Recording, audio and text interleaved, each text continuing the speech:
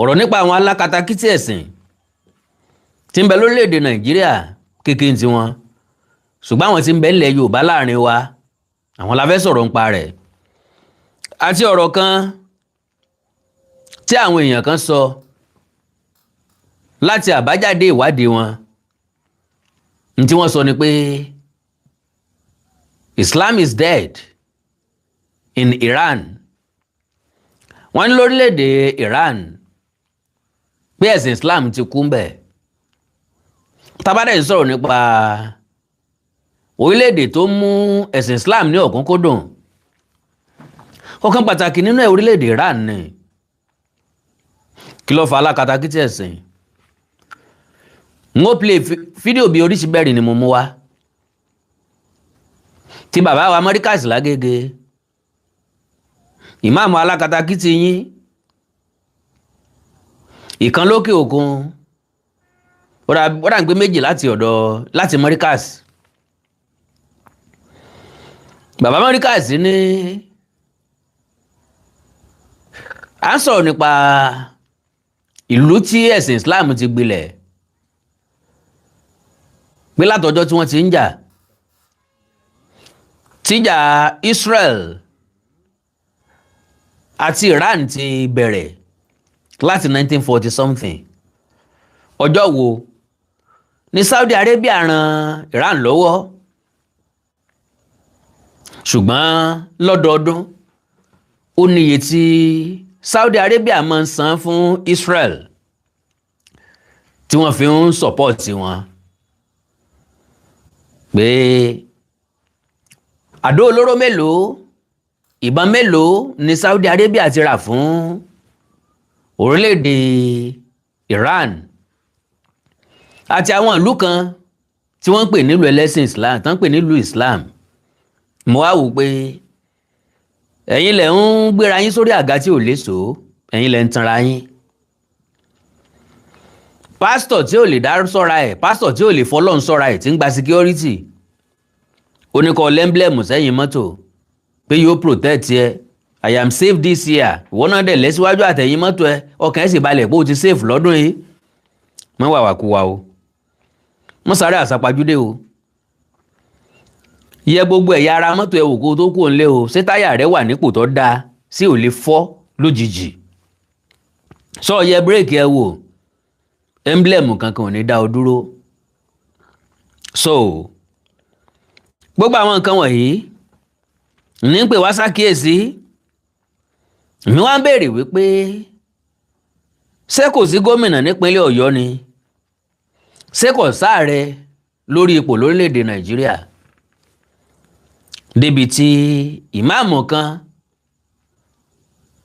tí ó sì máa ṣe bí ẹni fẹ́ dà lóru tá sì máa wòran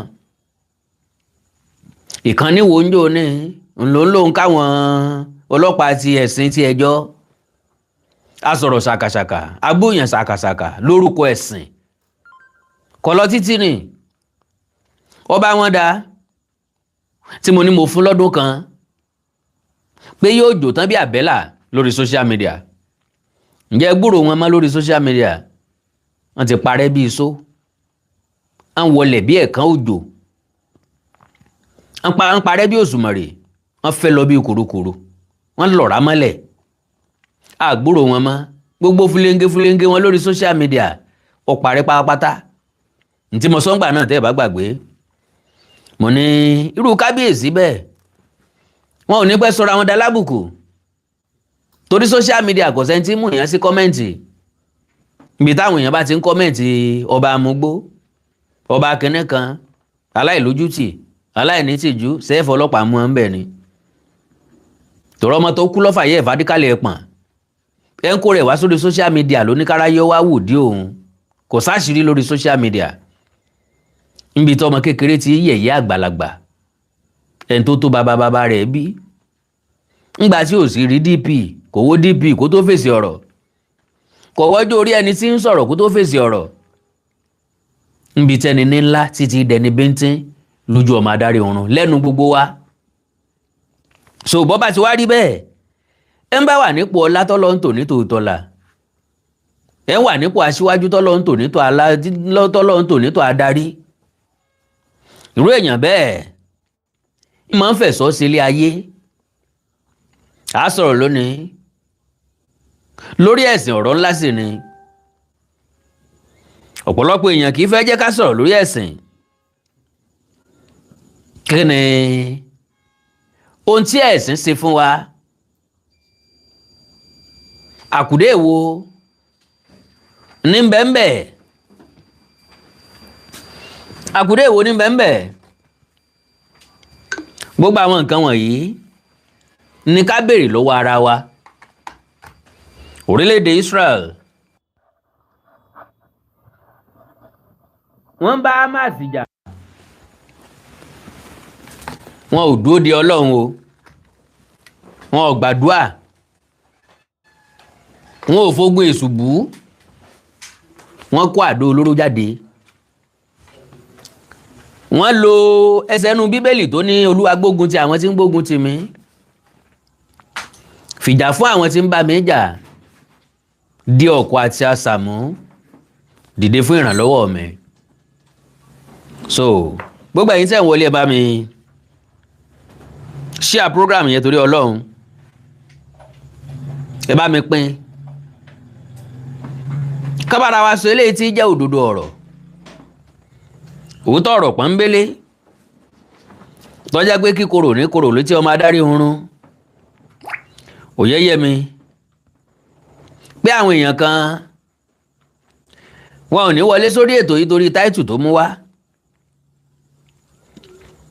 Wọ́n ń jọ́ọ̀jì búùkù by his cover nu.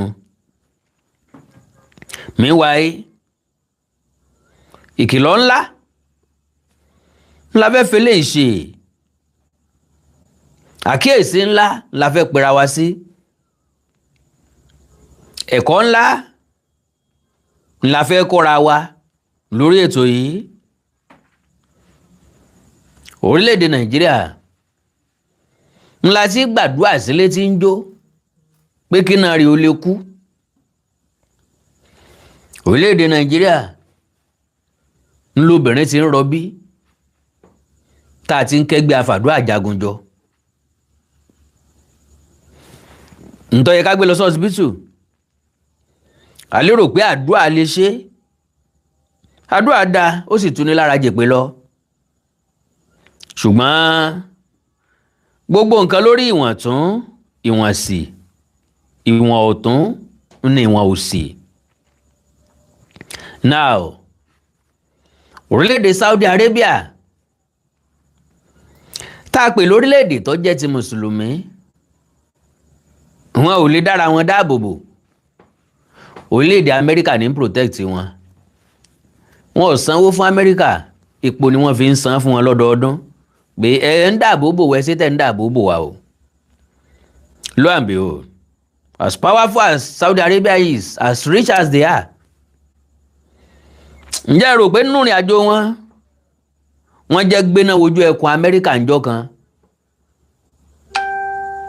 Iran ju bọ́ǹbù sí wọn ò fèsì. Torí pé ẹni tí bá ń gbélé gíláàsì kì í jùkò. Ìwọ wà lórílẹ̀-èdè Nàìjíríà. Àwọn olórí burúkú kan bẹ lórílẹ̀-èdè Nàìjíríà. Wọ́n pé Palestine làwọn ń sọ̀pọ́ọ̀tì, Israel làwọn ń sọ̀pọ́ọ̀tì. Àwọn olórí burúkú ẹran ọ̀bẹ gbogbo. Agílí tí ń gbéyàwó. Aláǹgbá ń fọmọ́ fọ́kọ. Labalábá níbo ń bá débẹ̀ àjò fasọyá lòun ó jò. Ẹ bèrè lọ́wọ́ olórí burúkú. Ságílí tí lọ́ba tán ni àbálàǹgbá. Ó ṣe jọra wọn ó ṣe bára wọn mú. Òkú tí ì ṣe tẹ́ ní ọjọ́ tọ̀fọ̀. Ẹ̀ntọ́ lọ rán sórílẹ̀-èdè Nàìjíríà ọ̀tọ̀, ẹ̀ntọ́ rán sí Saudi Arabia ọ̀tọ̀, ẹ̀ntọ́ rán sí Amẹ́ríkà ọ̀tọ̀, ẹ̀ntọ́ rán sí Iran ọ̀tọ̀. Iran ọ̀nà sọ pé 70-something% of them ni wọ́n ti ń fi ẹ̀sìn Islam lẹ̀. Wèrè kan sì wà ní Ìwó, olórí burúkú kó jókòó gbókò Ògbómọ̀ṣọ́. Aláìníláárí kan wà lérúwà. Yóò máa sọ pé ó ń kéde àtìlẹ́yìn fún Iran torí pé Mùsùlùmí ni wọ́n. Àwọn èèyàn mi ń ṣègbé torí wọn ò lóye wọn sì nímọ̀. Well, ẹ má jẹ́ ń lo ọ̀pá tó gùn ká fi pa ejò torí tá a bá ní ká dání ejò bó ṣe gùn tó á sùn lé o á sọ̀nà o n ò fẹ́ gbà kókó yín rárá. Ẹ já kó jọgbọ́n tárákùnrin yìí sọ ká tó padà lọ gbọ́ àwọn nǹkan mẹ́rin ká tó tún padà wá bẹ̀. So today the Iranian people don't go to mosque anymore. They go to Today, Iranian people don't go to mosque anymore. the resting place of King Cyrus. They go to resting place of King Cyrus.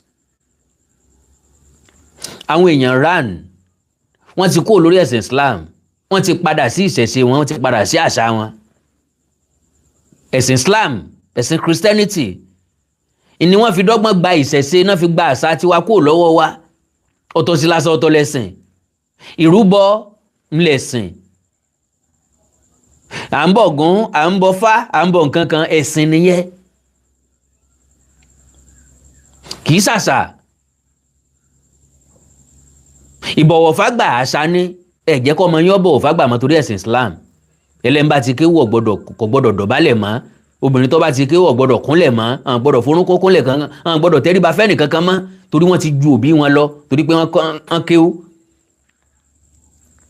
Ìlú tẹ́ ń pè nílùú Islam lélẹ́yìí. They don't go to mosque anymore. Ó ti gbọ́ nǹkan kan. His palace, where he's buried, because they are identifying with their national heritage and history. Because they are identifying with their national heritage and history. Àwa ti wà detached with our national heritage and history. Gbogbo ń tọrọ mẹ́sìn lórílẹ̀‐èdè Nàìjíríà ní ìsìn ó ti pàfùkà, kò sí níbi kankan mọ́. Gbogbo ń tọrọ máṣà wa ó ti pàfùkà. Gbogbo ń tọrọ mọ́ ń ta abáláyé ìṣẹ̀ṣe wa ó ti parẹ́. Látàrí ẹ̀sìn àtọ̀húnrìn wa tí ò gbé wa débi kankan. Christianity ò yọ wá kúrò nínú ìṣẹ́. Islamic religion ò mú wa kúrò nínú ebi. À ń mú òkun nínú ebi lójoojúmọ́ ni. Ojoojúmọ́ lẹ́ ń gbàdúrà fáwọn olórí wa, wọ́n sì ń fìyà jẹ wá sí lójoojúmọ́ náà ni. Ẹ ń gbàdúrà fún àlàáfíà orílẹ̀-èdè Nàìjíríà, àwọn èèyàn kan ló rí àlàáfíà rẹ̀, àwa tó kù ò rí àlàáfíà rẹ̀. Ẹ sì ní dandan ni kẹ́ ẹ kúnú ẹ̀sìn. Ẹlẹ́sìn gangan lẹ̀ ń jà fún. Irú ìjà wèrè wo nìyẹn? Ta lọ́rẹ́ nìkan ṣẹ́? Ọlọ́run rẹ́ nìkan kan ṣẹ́. Ọlọ́run sọ pé kéèyàn kan lówó kẹ́nìkan mọ̀ ní. Ọlọ́run pé kéèyàn kan ó bímọ kẹ́nìkan mọ̀ bí. Níbi tó bá wá fọ́ọ̀lù sí, ibẹ̀ náà ládàrí sábàbí gbà. Ibẹ̀ ládàrí kádàrá gbà. Àwọn woman yóò bímọ kádàrá ẹ̀ ló ní oko yan ọmọ látọ̀run ni. Kí ni jẹ́ bẹ́ẹ̀ bó láti yàn án? Tẹ́nìkan fi yan ọmọ, tẹ́nìkan fi sọ pé tó ń bá délé ayé òun ọ̀fẹ́ bímọ. Story la fi base ẹ̀ lórí pé kádàrá ni. Ọlọ́run ò dẹ́nìkan láti jìyà o. Ìfẹ́ tó fẹ́ wá, oore Olúwa ó pọ̀ púpọ̀ àkárí wa. Oore tọ́lọ̀ ń ní. Bí gbogbo wa bá gbogbo ilé ayé bá gbogbo èèyàn tí mẹ́lẹ̀ ayé bá fẹ́ kọ́lé, ilẹ̀ gbà wá tó láti kọ́lé. Ọlọ́run ló ṣe bẹ́ẹ̀. Sòfà tó jẹ́ pé afẹ́fẹ́ Ọlọ́run kárí wa, òòrùn Ọlọ́run kárí wa, òjò Ọlọ́run kárí wa. So kí wá ló dé tọ́lọ̀ máa fẹ́ràn àwọn èèyàn kan tó máa kórìíra àwọn èèyàn kan?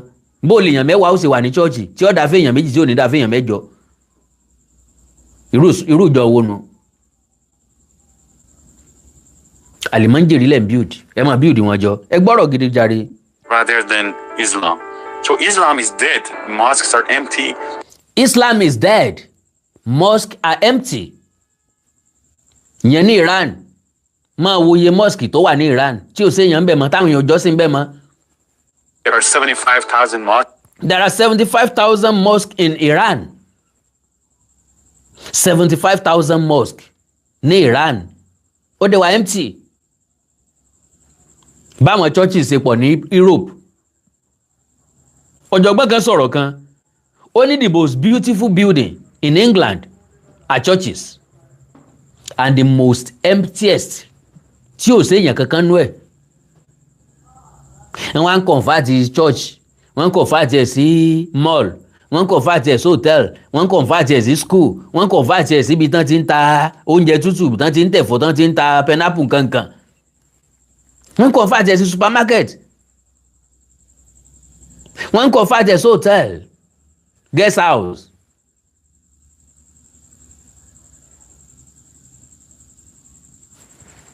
in Iran, 50,000 are closed because of no attendance. And I can't. Out of 75,000 mosques, 50,000 are closed because of no attendance.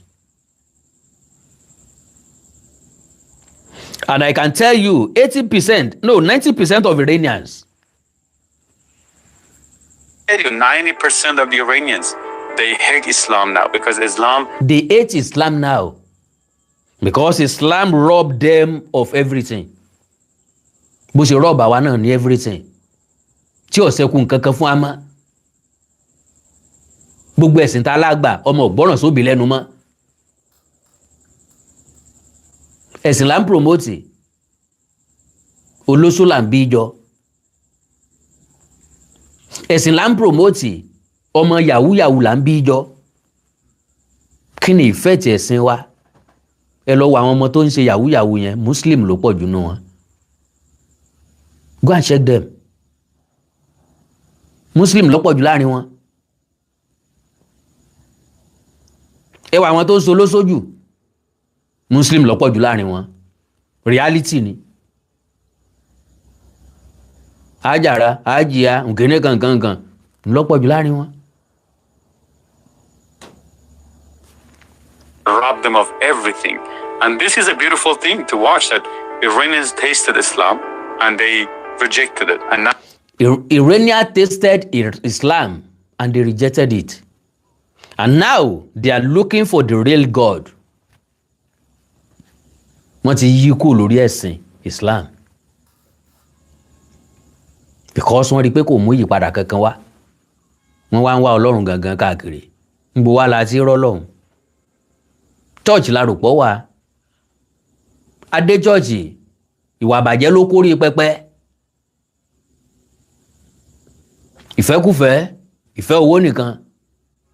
Ká dáwó gbá ká dáwó àwo tí lè ó fi sú. Pélé mọ́ ní wàásù. Àtún rò pé nínú Islam láti rọ́lọ́run. Ìkórìíra ló kún bẹ́ẹ̀ lọ rẹpẹtẹ. Ẹjá gbọ́rọ̀ lẹ́nu máàmù yìí jàre.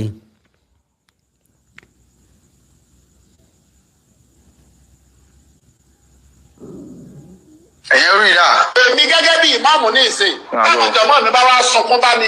Ipò ìyá nǹkan báyìí ń di àwọn. Kí n wá dìde láti béèrè fún nǹkan yẹn lọ́dọ̀ ìjọba. Kí ìjọba máa wá sọ fún mi pé Nigeria is a secular state. Yeah, secular so gbogbo yẹn ẹ má gbẹdẹ bí ẹ má gbẹdẹ bí. Kò lè sọ làáfíà. Can you imagine that? Ìmáàmù kan nínú àwọn tó wà l'Ógbómọ̀ṣọ́ nù o. Káwọn jàmá òun kan wá bá òun pé àwọn nídìí nǹkan kan kóun wá lọ bá wọn bá jọba. Kí lọ́kàn máàmù láti lọ bá gọ́fìmẹ̀ntì? No audio kẹ.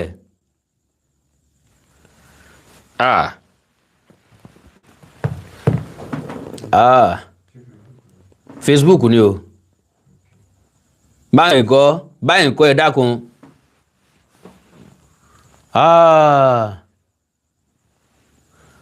Voice, no audio. Why? Ẹ dákun ẹ bá wò bẹ́ẹ̀ yẹn.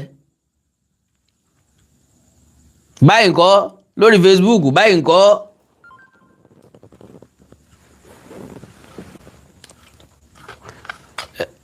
Báyìí kọ́. Báyìí kọ́. Loud and clear lórí YouTube. Kò sí lórí Facebook. Kí ló dé báyìí?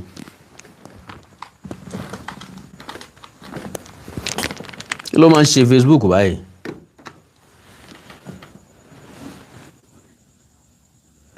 Hello, báyìí ńkọ́? No. Ó sì lè mọ̀ báyìí. Ẹ já wò báyìí. Hello?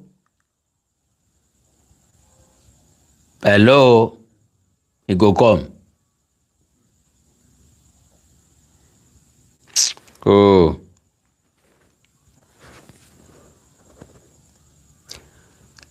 So, àwọn tó wà lórí Facebook wá gbọ́ nǹkan kan láti ẹ̀kan. báyìí kọ́ kò tí ì dé irú kí lélẹ̀ báyìí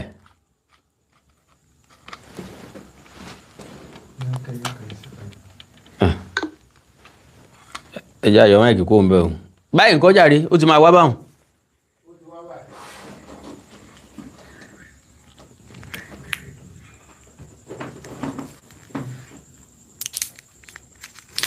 ló ṣẹlẹ̀ gangan ó ti wá bẹ́yìn àbí ẹ̀mọ́ bínú ẹ̀yìn èèyàn o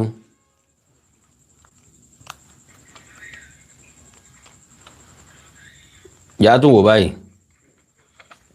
báyìí ńkọ́ báyìí ńkọ́ ó ń ti lọ àbí ó ti ṣe báyìí all right. Okay now, so yóò jẹ́ nǹkan tí ó bá yàn lọ́kàn jẹ́ ṣẹgbọ́n tí màmú yìí sọ bí àwọn jànmọ́ ń bá wá báwọn pé àwọn níìdì nǹkan lọ́dọ̀ ìjọba kíjọba wá ó ń ti lọ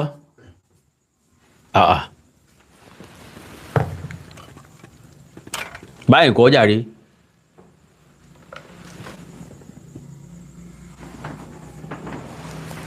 báyìí kọ́ ó ti ṣiṣẹ́ báyìí ok chájà yìí ni òṣìṣẹ́ pẹ̀lú ẹ̀ o ok so kíjọba wá sọ wípé secular state mọ́ ní Nàìjíríà ó ní kò lè rọ́gbọ́ kò lè sálàáfíà ó dẹ̀ wà lórílẹ̀‐èdè Nàìjíríà àtijọba ìpínlẹ̀ àtijọba àpapọ̀ wọ́n dẹ̀ ń wò níran irú orílẹ̀‐èdè wo la wà yìí ẹ̀yin náà tún gbọ́ ẹ gbọ́. ẹ̀yin rí i dà. èmi gẹ́gẹ́ bí ìmáàmù ní ìsìn táwọn ìjọba mi bá wá sunkún bá mi wípé ìyá nǹkan báyìí ń di àwọn kí n wá dìde láti béèrè fún nǹkan yẹn lọ́dọ̀ ìjọba kí ìjọba máa wá sọ fún mi pé Nàìjíríà ṣe secular state so gbogbo yẹn ẹ má gbẹdẹ́bí ẹ má gbẹdẹ́bí kò lè sálàáfíà. Can you imagine kò lè sálàáfíà. Now in tó ń fọkàn sí ni pé Islam nìkan náà gbọ́dọ̀ pay attention sí and again gbogbo nǹkan tí Islam bá ń fẹ́ ni government gbọ́dọ̀ máa ṣe. Ó bá ẹ̀sìn kejì lára mu o kò bá ẹ̀sìn míì lára mu o ó tẹ́ wọn lọ́rùn kò tẹ́ wọn lọ́rùn o wọ́n gbọ́dọ̀ máa respond sí Islam. Ṣé Islam nìkan ló wà ní government ni ṣé Muslim nìkan ló wà ní government? Ẹkún Islam tó ń sun yìí ẹkún ẹ̀sìn tó ń sun yìí ẹkún àwọn jàmáà tó ń sun yìí kí ni problem jàmáà àti gọ́fìmẹ̀ntì àwọn gangan ní jàmáà so nìkan ló ní jàmáà ẹ ti rí pé kọ́kọ́rọ́ orí àwọn èèyàn kan ti sọnù kì í ṣe ìfẹ́ ẹ̀sìn ní irú àwọn eléyìí ní o àkọ́kọ́ wọ́n ń wáriwo social media ẹlẹ́ẹ̀kejì wọ́n ń wá recognition àwọn Alakatakiti tí wọ́n máa gbowó fún wọn ẹlẹ́ẹ̀kẹta wọ́n ń wá sympathy lórí ẹ̀sìn wọn gbogbo àwọn tí bá ti ń sin ẹ̀sìn wọn gbogbo ilé ògbéràn káàró òjìrè débìnrin kan n ta fi máa ń béèrè lọ́wọ́ ara wa ń gbà mí inú pé sọmọ ọkọ lélẹ̀ àbọ̀ máa lè ìran àwo lélẹ̀ yìí ṣèràn gidi ni àbíràn burúkú ẹ gbọ́ wájú díẹ̀. àfíà ẹ máa gbọ́ o. àwọn jọ̀mọ́ àtẹ̀mí ò ní gbà. àwọn jọ̀mọ́ àti ẹ̀ ò ní gbà Alakatakiti ni wọ́n ń pelé yìí ta lọ́rán jọ̀mọ́ ẹ̀ ń sẹ́ ta ń dá jọ̀mọ́ rẹ̀ mọ̀ àwọn jọ̀mọ́ rẹ̀ ò lè kó ọ̀hún lè kọjá Ògbómọ̀ṣọ́ torí Ògbómọ̀ṣọ́ ló ti jẹ̀ ìmáàmù méjì gan ló tún wà lÓgbómọ̀ṣọ́ báyìí nísìn àwọn jọ̀mọ́ rẹ̀ wá ní ò ní gbà kí ní pàtì jọ̀mọ́ rẹ̀ fúnjọba kí láǹfààní ìwọ àti jọ̀mọ́ rẹ̀ fúnjọba kí láǹfààní ìwọ àti jọ̀mọ́ rẹ̀ fún ìlú sójú kó o pèrún lọ́jọ́ Jímọ̀ lọ ni sójú kó o líìdì ìrun ní mọ́ṣáláṣí lọ ni mọ́ṣáláṣí ṣe wà interpreted sílùú ìwọ kọ́ ni local government chairman ìwọ kọ́ ni councillor wọ́ọ̀dù ìwọ kọ́ ni chairman local government ó sí lára àwọn member of house of ó sínú àwọn member tó wà nílé ìgbìmọ̀ asòfin nípínlẹ̀, ó yìí sọ ọmọ ilé ìgbìmọ̀ aṣojú ṣòfin, wọn ò sì yàn ọ́ ní sẹ́nétọ̀. Kí wàá ní pàtì ẹ fúnjọba, kí ni iṣẹ́ rẹ fúnjọba tó fọkàn sí pé gọ́ọ̀mẹ̀ntì gbọ́dọ̀ pay attention sí wọ? Àwọn jàmáà rẹ ò ní gbà, àwọn wo ni wèrè jàmáà tó kó jọ. Because ó ń sọ̀rọ̀ ní ìsìn ó ń dùn mọ́ lẹ́nu, gọ́ọ̀mẹ̀ntì dẹ̀ ń wò ó torí pé ó wà ní kọ̀rọ̀ kan, ó ń sọ̀kò sí gbòòrò. Meanwhile àwọn ọ̀rọ̀ tí ń sọ yìí ó ní effect because majority àwọn èèyàn ló máa ka ọ̀rọ̀ ẹ̀kún, ló máa gbọ́rọ̀ ẹ̀ gbọ́, ní ọ̀fẹ́ máa fọ̀rọ̀ ẹ̀ sí wa wò. Ẹ wo bóyá ń sọ̀rọ̀ with boldness, àwọn jàmáà àwọn ò ní gbà. Ẹjọ́ parí ọ̀rọ̀ ẹ̀kẹ́ gbọ́ bí tó parí ẹ̀ sí. Adẹ́gbẹ̀ ìjà àgbẹ̀ wa ni no ká má sọ. Adẹ́gbẹ̀ nìkan no Nigeria is a secular state. Àwọn tó ń bóyin lẹ́yìn náà ló dé fìlà. Ká má sọ. Mo rò pé tí ẹni sìn gbogbo nǹkan yẹn ò ní ṣe déédéé. Kí ló dé tí òfin ní ṣe déédéé? Kò sẹ́ńtọ̀ sọ pé kẹ́ má lo niqab, kẹ́ má lo hijab pẹ̀lú ẹ̀sìn nínú ẹ̀sìn. Èmi ò lè jẹ́ lecturer school tàbí dean school tàbí registrar school kí n gba ẹni tó lo niqab wọlé láyà institution. I swear to Almighty God. Mi ìdẹ̀lẹ̀ dá school lẹ̀ kéèyàn kan lò jáàbù wá bẹ̀. Yeah. Ilé ìwé fún ilé ìwé, ilé ẹ̀sìn fún ilé ẹ̀sìn. Niqab ìjáàbù ní nǹkan kan ṣe, kò change kankan nù gbésí ayé wa. Àwọn tí wọ́n ń lò gan kò ní nǹkan kan ṣe nù gbésí ayé wọn. Àkàtàkìtì ẹ̀sìn ni wọ́n ń pè lẹ́yìn. Àwọn tó yẹ kí gọ́ọ̀mẹ̀ntì tó take note lélẹ́yìí, ṣùgbọ́n ìjọba ò ráàyè, òfin ò ṣiṣẹ́ débẹ̀, àbẹ̀rù ń ba gọ́ọ̀mẹ̀ntì, bóyá ẹ̀rù ń ba Ṣèyí Mákindé, kò dẹ̀ sásìkò láti lọ fún third term táàfì sọ pé ó fẹ́ wọlé ẹlẹ́ẹ̀kẹta ni.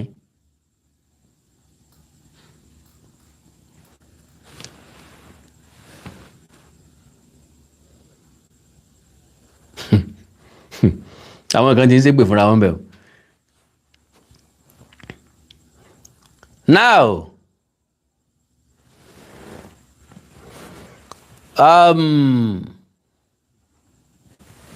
mo lórúkọ kan mẹ́. So now ẹja gbọ́ síwájú. Ẹlẹ́fẹ́ lò já, bóyá ẹ fẹ́ lò já bàbẹ́ fẹ́ lò niqab.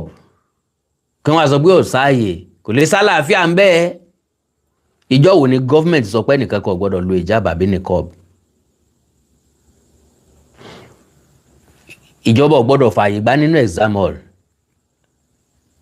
A dẹ̀ sọ pé fáwọn religion school like Christianity school, ìyẹn kan ò gbọ́dọ̀ lo hijab lọ́bẹ̀, wọn ò gbọ́dọ̀ gbà á. Christianity ló máa ń gba gbogbo nǹkan mọ́ra. Christianity ló welcome everything. Christianity ni ìka nǹkan kún. Christianity ló nígbàgbọ́ pé Ọlọ́run kan náà lájọ́ ń sìn. Muslim ò nígbàgbọ́ bẹ́ẹ̀. Wọ́n á jẹ́ kó yé pé Ọlọ́run àwọn yàtọ̀. So sọ̀rọ̀ wa lélẹ́ sọ nígboro ẹnu yìí. Adé lọ kí jímọ̀ lásìkò jímọ̀. Adé kí jímọ̀ lásìkò jímọ̀. Ká wá sọ pé no o gbọ́dọ̀ wá supervise exam yẹn lásìkò báyìí. Can you ẹ máa gbọ́ ẹranko nínú àwọn èèyàn lásìkò tán ṣẹ̀sáàmù lọ́wọ́. Kí supervisor kó wá lóun fẹ́ lọ kírun kó kó òǹbí tó ti ń supervise, ẹgbọ́n tí ń sọ yìí. Supervise exam báwo? Supervise exam lásìkò jímọ̀. Can you imagine that? Supervise exam báwo lásìkò jímọ̀? Ọkùnrin sáàdì bí ẹni pọ́ kàwé. Ọ̀tọ̀ ní kéèyàn kàwé, ọ̀tọ̀ ní kéèyàn kọ́pọlọ.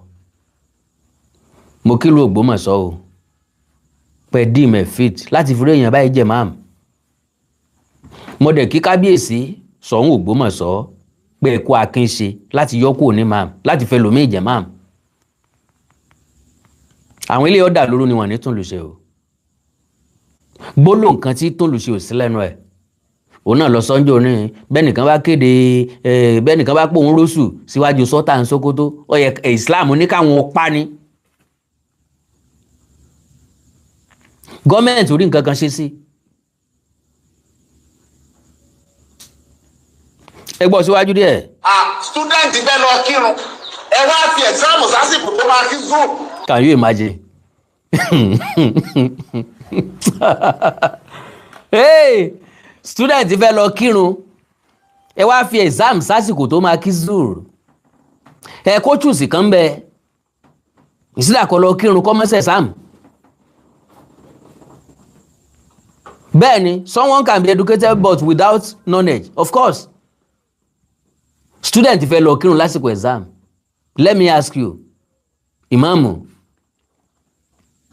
ṣé ìrun máa ń pé ẹni tí ó bá ti kírun lọ́jọ́ kan kí ni ó ṣẹlẹ̀ sí? Ayé rẹ̀ ti bàjẹ́ àbí? Kò ní rọrùn wọ̀, ebi ó pa, kò ní lówó lọ́wọ́, kò ní rí bá ti ṣe, kò ní rọ́nà gbégbà mọ́. Nínú oṣù tó lọ kọ́ la ṣe World Radio Day ni.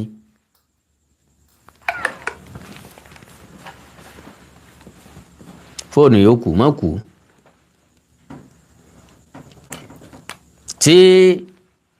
Tí máìkì ò bá tún wá iṣẹ́ bẹ́ẹ̀ yẹn máa yọ́ dànù.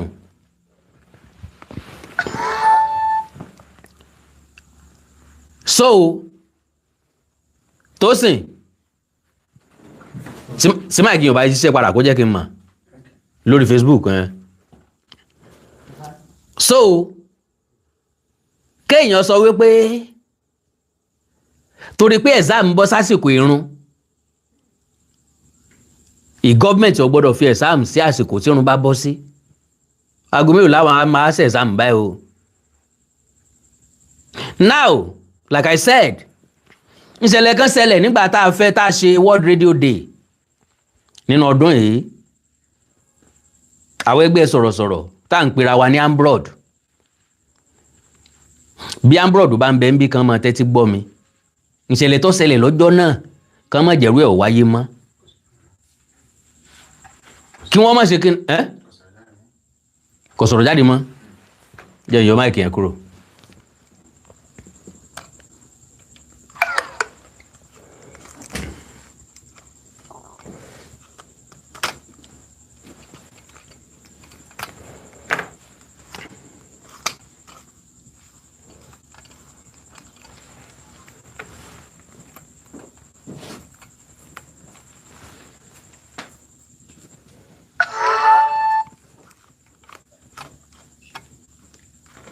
So kí wọ́n má ṣe kíni kán má jẹ́ kírú ẹ̀ ò tún ṣẹlẹ̀ mọ́. From America, God bless you sir, God bless you ma. Kíni tó ṣẹlẹ̀? A ti ń ṣe program lọ. Ọjọ́ Friday ní program ń bọ́ sí. Mo kàn déédéé ráwọn èèyàn tán jáde. Wọ́n náà fẹ́ lọ kírun mu nírú nonsense wò lélẹ̀. À ń ṣe World Radio Day. Sẹ́yìn Muslim nìkan lè wà láàrin wa ni. Tó bá jẹ́ yín Muslim nìkan lè fẹ́ ṣe, lè fẹ́ ṣẹgbẹ́, ẹ̀ẹ́dẹ́gbẹ́ ṣe lọ́tọ̀ náà. Kí ló dé tẹ́ máa ń kàrámà ẹ̀sìn tí ń ju ẹ̀sìn tó kù lọ? Sáwa tó kù ọ̀lẹ́sìn ni, sáwa tó kù ọ̀wálé ayé ni. The best way you can live your life ò ní pé kẹ́ ẹ kóra yín sọ́tọ̀ nínú gbogbo nǹkan, kẹ́ ẹ máa dá nǹkan yín ṣe. Whatever tó bá ti rọ̀ mọ́ gbogbo wa. Kán má jẹ́ kírú ẹ̀ wáyé mọ́ láyéláyé tá yóò fi parẹ́.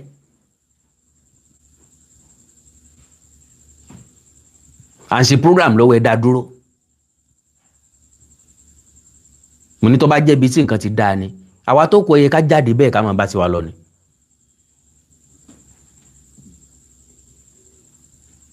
Èmi ò bá wọn parí program lóòótọ́ tí mo fi kóra mi kúrò ń bẹ̀ because mo rí pé nonsense ni.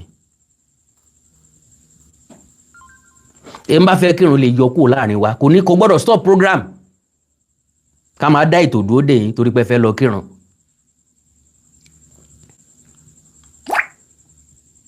Wọ́n lọ́mọ mi wọ́n á ní wọ́n fẹ́ ṣe program wọ́n ṣe graduation bí kan wọ́n á láwọn kan fẹ́ lọ kírun náà.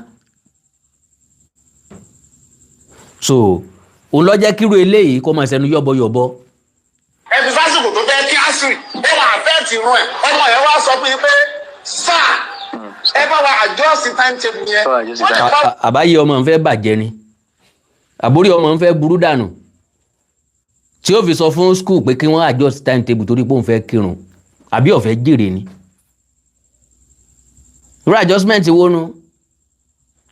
Ntí school authority gbọ́dọ̀ sọ fún ni pé kó mú kan ní exam tàbí run lọ kírun kó fẹ́ẹ̀lì kọ́ọ̀sì eléyìí ilé ayé ẹ lọ́bọ̀ wá.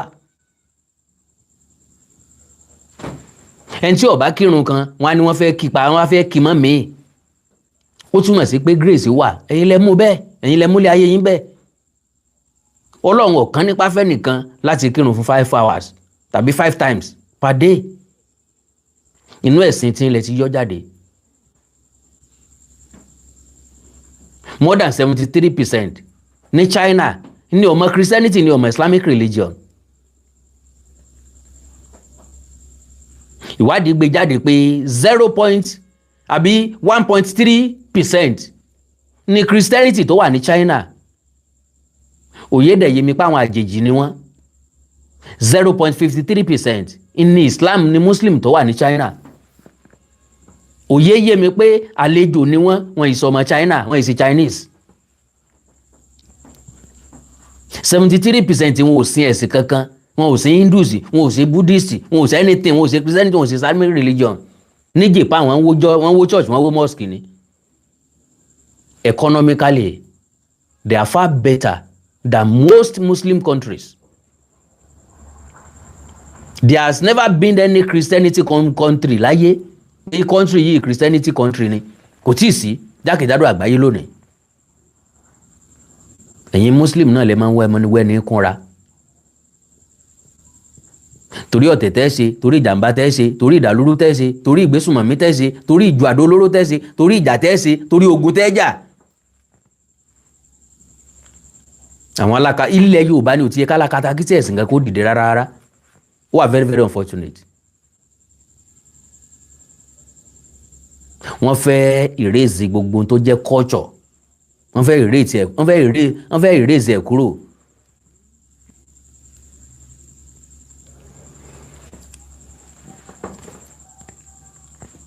Wọ́n fẹ́ erase ẹ̀ kúrò.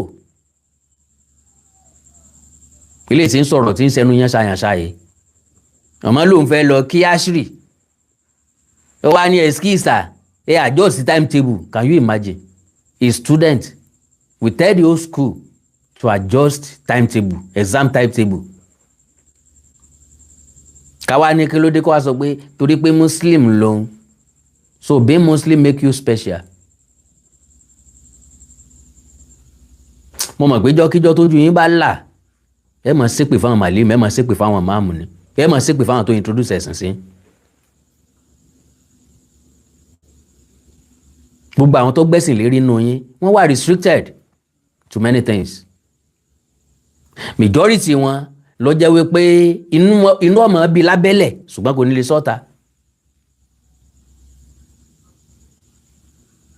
Nǹkan mélòó ni Muslim Nàìjíríà ni wọ́n ti invent?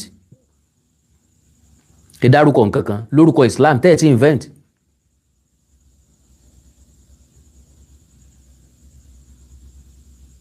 Gẹ́gẹ́ bí Islam ilé-iṣẹ́ mélòó lẹ ti dálẹ̀ tí Muslim abẹ́yìn Muslim ẹgbẹ́ yín lè ṣiṣẹ́ ń bẹ̀? Ǹjẹ́ ẹ ṣàǹfààní fáwọn Muslim ẹgbẹ́ yín? Ìránù tẹ́ pé ilẹ̀ Mùsùlùmí lélẹ́yìí. Wọ́n ní 90-something% wọn ò ṣe Islam mọ́.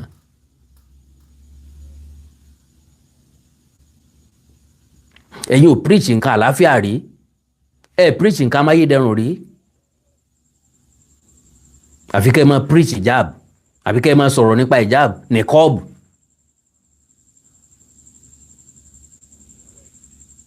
Ẹ wá jó ògédé gèlè. Ilé yín ó dàbí ẹrù òṣùká gan ọ̀gbọ́dọ̀ tó bẹ́ẹ̀. Míyàn bá di adúrú ẹrù sórí kí wá lẹ ẹrù tí ó tún wá gbélé ńkọ́, ẹrù méjì nìyẹn náà. Mùsùlùmí láǹfààní pé ká lọ kírun. Kẹ́yìn wá sọ pé no, máa ṣe this is an institution. Nigeria is a secular state. Kẹ́yìn wá sọ pé no, this is an institution. Ẹ jẹ́ kó ọmọ Mùsùlùmí kan wá sóye yù. Kó wá dàsìkò exam. Kó sọ pé òun fẹ́ rí kírun. Ẹ gbìyànjú ẹ̀ tàbí kó lọ sí UI. Kí wọ́n fẹ́ exam sí 1 o'clock lọ́jọ́ Jímọ̀ àbí 12 o'clock lọ́jọ́ Jímọ̀ kán sọ pé exam yóò parí ní 2 o'clock. Kọ́ wá ní excuse ma mo fẹ́ lọ rè kírun tí n bá padà dé ń tẹ̀síwájú exam. kájọ wá wò bó ń tọ̀ ó ṣe páàsì gbànàgbànà tó.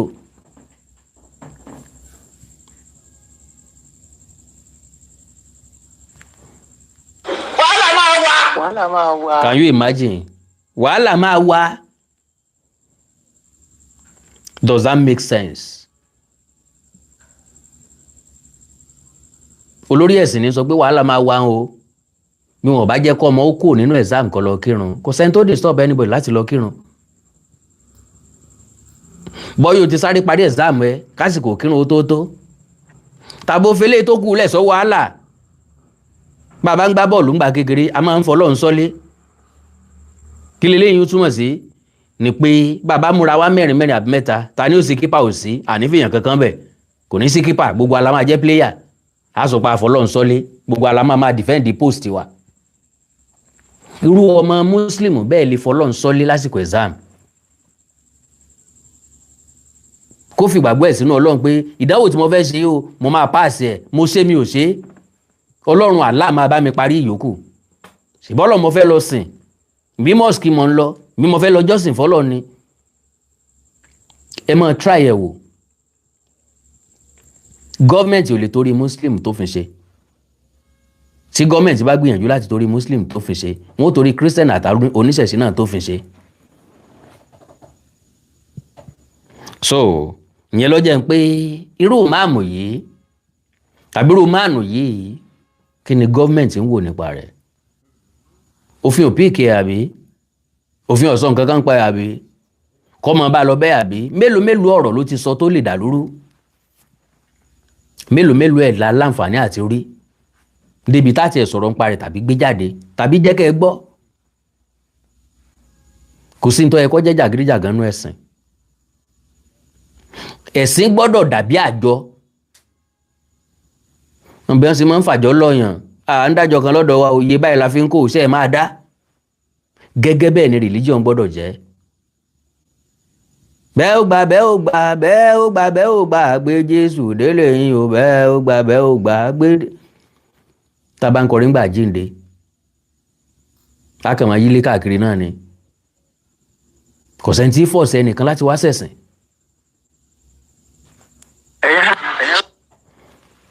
So now ẹ já padà sọ́dọ̀ bàbá wọn rí káàsì lágége ẹ jẹ́ n kọ́kọ́ play kékeré yìí ná. Ìjọ tó gun Israel àti Arabu ti ṣẹlẹ̀ láti 1948 ìbọn wo ni Saudi dá fún Lárúbáwá jọ. Lárúbáwá ẹ̀yà ní jẹ́ Lárúbáwá ẹ̀sìn kọ́.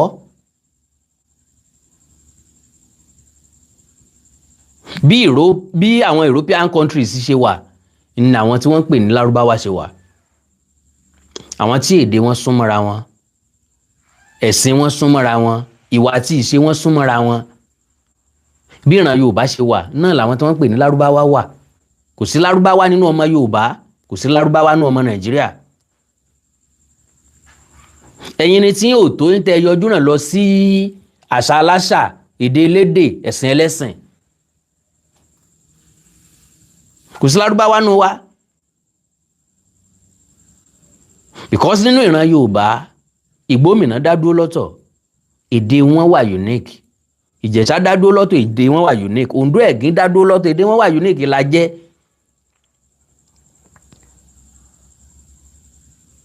Ọ̀wọ̀, Àkókó, Ifẹ̀, Ìjẹ̀ṣà, Ẹ̀gbá, Ìjẹ̀bú, Yewa, Àwórì bẹ́ẹ̀ wọ́n ní èdè tó wà unique. Inú ìran Yorùbá náà dẹ̀ ni wọ́n wà. Gẹ́gẹ́ bẹ́ẹ̀ Lárúbáwá ṣe wà. ń fún oníye grant tí ó ń san fún Israel tó ń gbé nínú bọ́jẹ̀tì Israel lọ́dọọdún lọ́wọ́ lọ́mọ́. Ó níye tí Saudi Arabia ń gbé nínú bọ́jẹ̀tì Israel. Bàbá ìmáàmù yìí ǹjẹ́ ẹ sọ fáwọn jàmáà yín pé ó ní tí Israel fi ń san fún Saudi Arabia padà? Àbí Saudi kankan dédé ṣe sàrà fún Israel lọ́dọọdún, wọ́n kàn dédé gbé bọ́jẹ̀tì wọn lọ́dọọdún ni. Kò ní tí Israel ń tà fún wọn tán gbowó ẹ̀ tán sanwó ẹ̀ díẹ̀díẹ̀ fún wọn lọ́dọọdún. Kò ní àdéhùn wọn, kò ní nǹkan tí wọ́n ṣe fúnra wọn. kò sẹ́ni tọ́lọ̀ ń dá nítorí ẹnì kankan, kò sẹ́ni tó wáyé nítorí ẹnì kankan, kò sẹ́ni tó torí ẹnì kankan sórí, kò dẹ̀ sẹ́ni tó sórí ọ̀fẹ́ rí, including Saudi Arabia. Bí Saudi Arabia bá fẹ́ sóore kan sọ pé òkè o àwa la originate Islam o, ẹ jẹ́ gbogbo ẹni tó bá ti jẹ́ mùsùlùmí ọmọ wa Mẹ́kà lọ́fẹ̀ẹ́, kàn má fi kówó jọ, kàn má fi pawó, kàn má fi rí ìṣòwò. Ẹ jẹ́ kàn sọ bẹ́ẹ̀ pé wọn gbogbo mùsùlùmí tó bá ti pé iye ọdún báyìí ẹ jẹ́ kàn máa wá sí Mẹ́kà lọ́fẹ̀ẹ́. Tàbí báwọn tó kù bá ti ẹ̀ ń struggle láti wá, àwọn tó bá ti dàgbà tó iye ọdún báyìí ẹ jẹ́ kí wọ́n wá, kàn láǹfààní àti wá lọ́fẹ̀ẹ́, wọ́n bá ti lè sanwó flight wọn. Kàn wá wo sàrí ànábì, kàn wá wo Mọ̀dínà, kàn wá wo Kaaba. Kí ló yẹ tí ò lè rí bẹ́ẹ̀? Ó yẹ kó lè rí bẹ́ẹ̀. Ìkànnù àbí last one. àfi ká wà lọ́kan, àmọ́ ìwà lọ́kan wa Ọlọ́run ó ní tó ń bá fẹ́ ni òun ó ṣe wá lọ́kan. Can you imagine? Ẹ jẹ́ ká mú àwọn nǹkan kan jáde táwọn olórí ẹ̀sìn fi máa ń kó yín lọ́bẹ̀ jẹ. Ọlọ́run ní ìwà lọ́kan tó ń bá fẹ́ ni. Kí l'Ọlọ́run fẹ́ gbà nínú ká yapa síra wa? The answer is nothing. Ọlọ́run ò bí mẹ́nìkan ò bí. Ọlọ́run ò náwó, Ọlọ́run ò fẹ́yàwó, Ọlọ́run ò lẹ́rú, kò rán èèyàn kankan ṣẹ́. Ṣùgbọ́n àwọn tó jó lórí ẹ̀sìn wọ́n gbá research pẹ̀lú gullibility àwọn èèyàn láti exploit wọn. Wọ́n máa sọ̀rọ̀ bí ẹni pé àwọn àtọ́lọ́run jọ jókòó sọ̀rọ̀. Pray for Congo, kí ló ṣẹlẹ̀ ní Congo? Bí ẹni pé àwọn àtọ́lọ́run jọ ń sọ̀rọ̀. Pastor mi ò gbójú sókè báyìí, bí prophet dẹni. The Lord has just spoken to me now. Ẹ bèrè lọ wèrè. Bó l'Ọlọ́run ṣe bá sọ̀rọ̀? Ṣé lórí fóònù ni? Àbọ̀ gbọ́ sétí? Wọ́n parọ́ ju kò ó lọ. Ọlọ́run bẹ́ẹ̀ nìkankan sọ̀rọ̀. Bọ́lọ́run bá báyàn sọ̀rọ̀ mo fẹ́ gbóhùn Ọlọ́run fúnra mi. Kọ́lọ́run bí mi náà sọ̀rọ̀. Pé wọ́n máa tóògì ń gbà wọ́n gbọ́ yìí jẹ́ ń bá ọ sọ̀rọ̀ fúnra mi kó lè mọ̀ pé lóòótọ́ ni mò ń bá wọn sọ̀rọ̀. God doesn't speak with anybody. Majority wọ́n guess. Ó dẹ̀ accurate.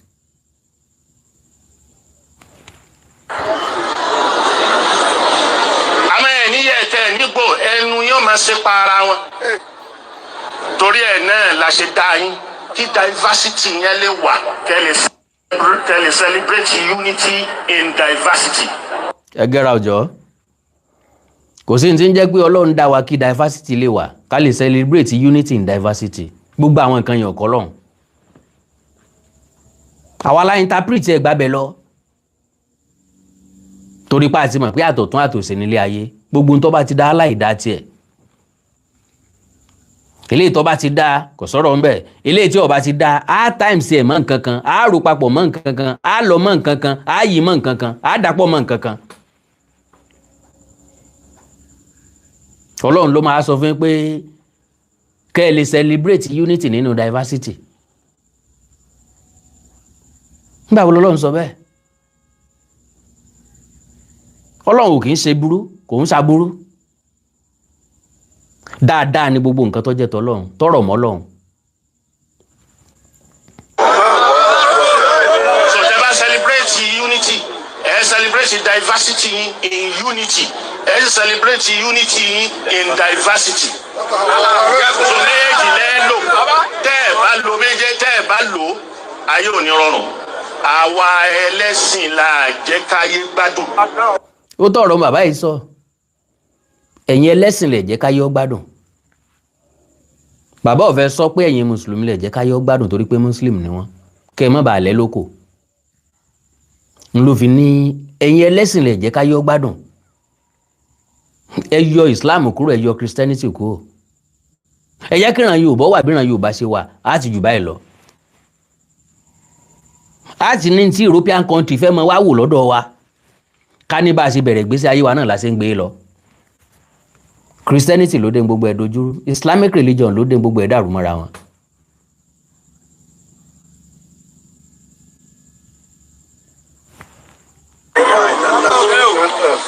àwọn ẹlẹ́sìn Nàìjíríà tó ń dàrú ìyàwó ẹlẹ́sìn.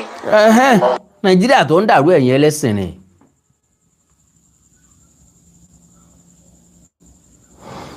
Abdulrasaq bàbá rẹ̀ wà ignorant about God. Awikonko, you are ignorant about God.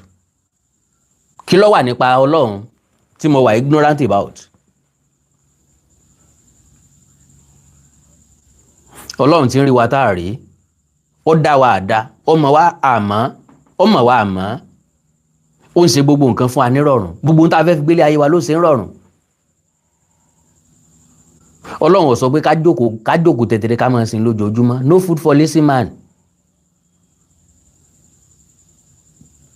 Màá fẹ́ rajà wọ́n sọ pé nìkan lọ kírun, mi ní patronize ẹ mọ́, àyàfi tó bá jẹ́wọ́ nìkan ló ń ta tí mo fẹ́ rà lóko.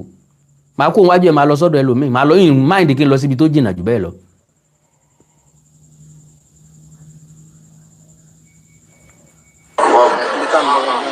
àwa ẹlẹ́sìn so ó dọwọ́ ẹlẹ́sìn èyí tí àwọn bàbá wa ní má sì gbá wí mo fara mọ́ o àmọ́ kẹ́ tó ṣàdúà àdúà kọ́ ló kọ́ hàn kàn. àwọn náà sọ pé májẹ̀mú àdúà ó wà so inú májẹ̀mú àdúà ní ta kọ́kọ́ tẹ̀lé tọ́lọ́hún. sẹ́ẹ̀rì owó ló dá gbogbo ẹ̀ lẹ̀. Ọ̀rọ̀ ni bàbá Marika sọ yìí, owó ló dá gbogbo ẹ̀ lẹ̀. Àti Muslim lónìí owó lẹ̀ ń wá, àti Christian owó lẹ̀ ń wá. Àwọn àfọ́ oníjàlá bí òdédé pọ̀, kò sẹ́ni tí òdédé kọ́ sí àfá àti ìbáṣepọ̀ fẹ́ fi ṣiṣẹ́ ṣe. Bàbá wa fi sí àfá àṣiṣẹ́ ṣe, kí la máa ṣe gangan? Ká sọ pé ń gbàdúrà fún yàn. Èèyàn mélòó ní gbàdúrà fún yàn l'Amẹ́ríkà káyé wọn tó dáa? Gbogbo ọmọ Nàìjíríà tí ń bẹ l'Amẹ́ríkà lónìí, wọ́n ti lọ bí iṣẹ́, wọ́n ti dé, àwọn kan múra bí iṣẹ́ lọ́wọ́, kò sẹ́ni tí ń sùn tẹ́tẹ́rẹ́ lórílẹ̀-èdè Amẹ́ríkà. Kò sẹ́ni tí ń sùn tẹ́tẹ́rẹ́ ní UK tí ó máa wá expect pé miracle kankan máa sọ̀kalẹ̀ látọ̀run wá. Wọ́n wá ní okúnlẹ̀ káwọn gbàdúrà fún káyé rẹ̀ ó lè bá a dá. Wọ́n ní okúnlẹ̀ káwọn gbàdúrà fún kọjá rẹ̀ ó lè bá a mọ̀ ta. Wọ́n ní okúnlẹ̀ káwọn gbàdúrà fún kó lè rí físà lú òyìnbó gbà. Wọ́n ní okúnlẹ̀ káwọn gbàdúrà fún kó lè rí kí ìrànlọ́wọ́ lè dìde. Wọ́n ní okúnlẹ̀ káwọn gbàdúrà fún kẹ́gbọ́n rẹ̀ tí ń bẹ lábúrọ̀dù ó lè rántí ẹ̀.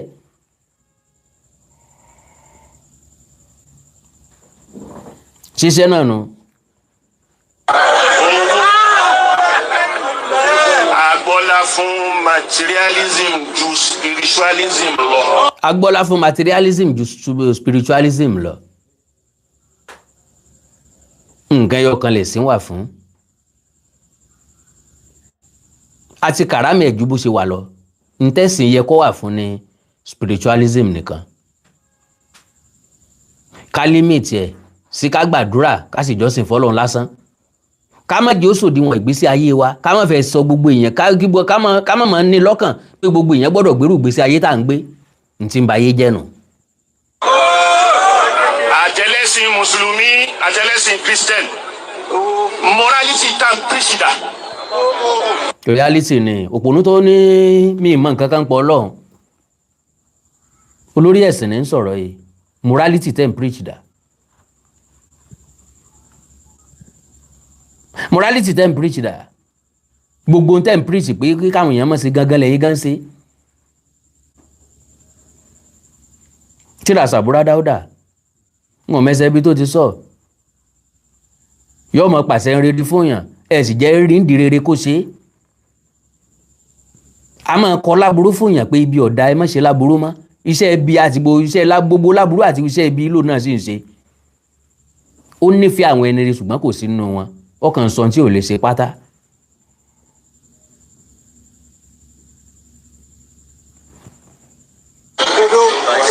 Kò sí morality. Àwọn bàbá wa Imam Male wọ́n ṣe tíra wọ́n ṣe wí kan morality in Islam in Sunnah. Mo wà ń bẹ̀. Mo wá sọ ń bẹ̀ pé morality conscience ló kọ́kọ́ dànù ná lọ́wọ́ gbogbo wa lọ́dọ̀ gbogbo ẹlẹ́sìn kò sí dọ̀mí rù mọ́ kò sí dọ̀míìrù mọ́ dọ̀míìrù ló wà fòkúdán àwà fàkídú àdọ́míìrù dọ̀míìrù yẹn kí a bá ní conscience ni ó máa gáìdì ẹ̀.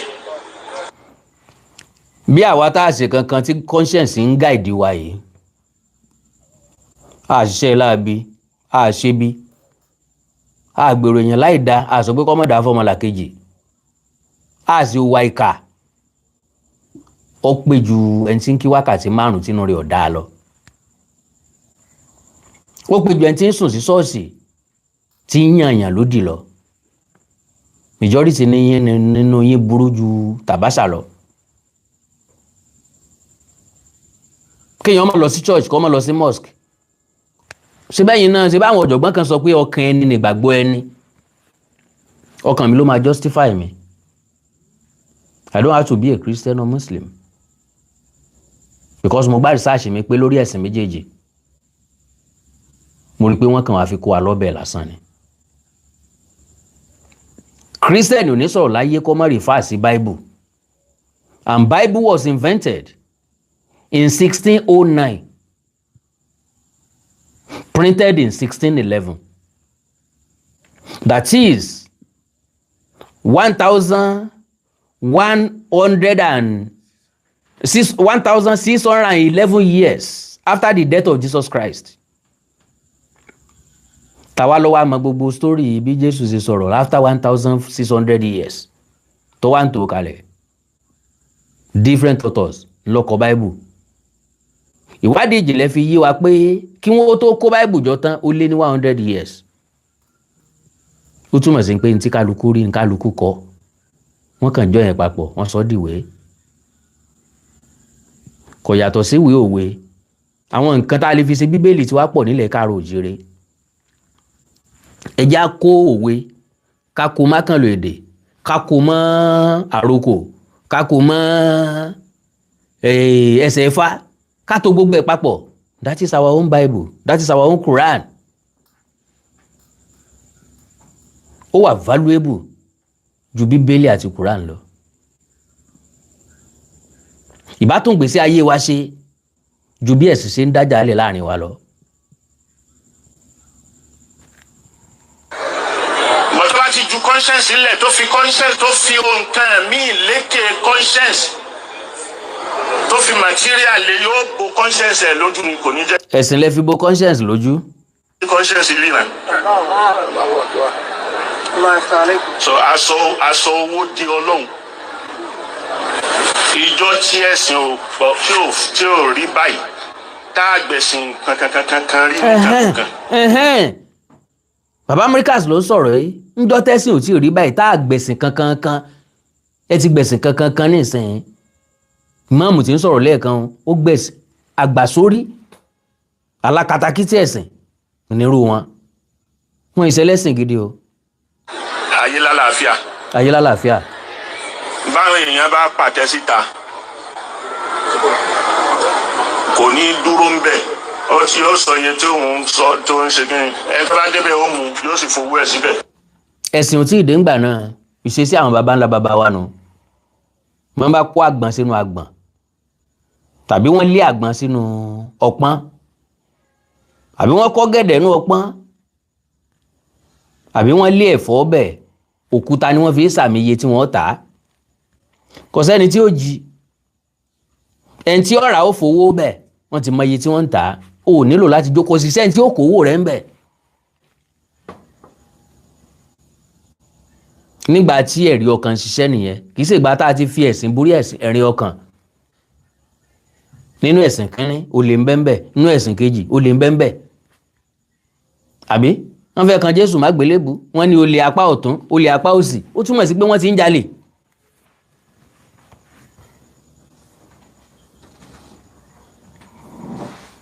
Láti establish pé ẹ ń bá ronúpìwàdà ní last minute yóò rọrùn wọ̀ wọ́n ní olè kan sọ̀rọ̀ Jésù dáadáa olè kan bu ni Jésù wá sọ fún pé lónìí nìwọ jọba ó jókòó pẹ̀lú mi ní paradíṣe pẹ̀lú bàbá mi. Torí rẹ̀ nìwọ náà ṣe ń lé paradíṣe ń lé ọ̀run rere máa lè. Amẹ́ríkà ti kúrò nínú ayé, wọ́n ti lọ ẹ̀yìn òṣùpá. China ti kúrò nínú ayé, wọ́n ti kúrò nínú heart tower, wọ́n ti lọ nínú Mars.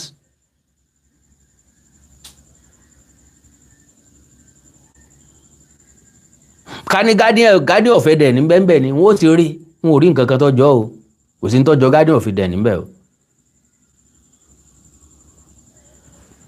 ẹnìkan ò ní jí lẹ́rù, ẹnìkan ò ní jí lówó. àmẹ́lẹ́ ní òun gan tó bá dúró tọ́jú ẹ̀ wọ́n rẹ́jì láti gbé. kò sí conscience mọ́. so àfi kí ilé kéwú àti ilé ẹ̀kọ́ àti mọ́ṣáláṣí àti church ká padà sí rírè conscience, ká padà sí real spiritualism ju materialism lọ. níjọ́ tá a bá padà bẹ́ẹ̀ a sì rí i pé ìlú ó dà, kò nídìí ká ṣe ṣàdúà. ẹnu àdúrà tá Ọlọ́run ti ń ṣe èyí tá ń kà ní kọ̀ọ̀kan ni wàláì làásìmọ Ọlọ́run ó gbà á, yóò gbà fún wa. ó tiẹ̀ ti gbà á. Gbogbo àdúrà táwọn fojoojúmọ́ gbà kí ló ṣe? àmọ́ tí ó jẹ́ kí àdúrà ṣiṣẹ́ òun ní sí ọwọ́ wa. inna Allaha la yughayyiru ma bi qawmin hatta yughayyiru ma bi anfusihim. nígbà bá yíra padà à ń pariwo change a rò pé Buhari ló máa change wa.